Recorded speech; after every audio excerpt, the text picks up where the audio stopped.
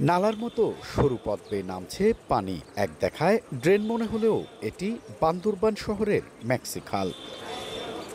শহরের বুক চিরে প্রবাহিত হয়ে খালটি মিশেছে সাঙ্গু নদীতে।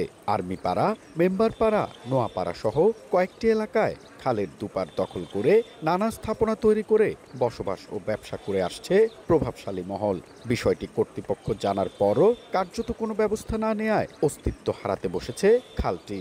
সামান্য বৃষ্টিপাতে সৃষ্টি হয় জলাবদ্ধতা, ভোগান্তি পোহাতে হয় পৌরবাসীর। প্রভাবশালীরা সবকিছু এদের মতো করে নিতে আছে, তার কারণে আমরা কষ্ট হইতে আছি। ঝিরির ভিতরে বল্লি গাইরা, তারপরে মাটি ভরাইয়া, তারপরে এই ঝিরির মুখটা বন্ধ করে দিচ্ছে। এই কারণে আমাদের বান্দরবনটা শর্টকাটে ডুবে যায়। এখানে মেশি গরম পানি তুলে ওই যে আগ বের করে আর কি, কারণ পানি যেতে না পারলে পানি উঠে যায়। অবৈধ দখলে খালটির গতিপথ ছোট হয়ে যাওয়ায় পানি নিষ্কাশন ক্ষমতা কমে গেছে বলে জানায় পানি উন্নয়ন বোর্ড। ওয়াটারওয়ে আছে, সেখানে যদি অবৈধভাবে বসবাসকারী থাকে সেটা তো নদীর দৈর্ঘ্যকে কমায় ফেলতেছে এবং নদীর যে প্রস্থটাকে কমায় ফেলতেছে, এবং সাথে সাথে আমাদের নদীর ক্যাপাসিটি তো অবশ্যই এটা প্রভাব পড়ে। দ্রুত ব্যবস্থা নেয়ার কথা জানান জেলা প্রশাসক। যারা অবৈধ দখলে গেছেন তাদেরকে চিহ্নিত করার জন্য আমরা তাদেরকে রিপোর্ট দিতে বলেছি।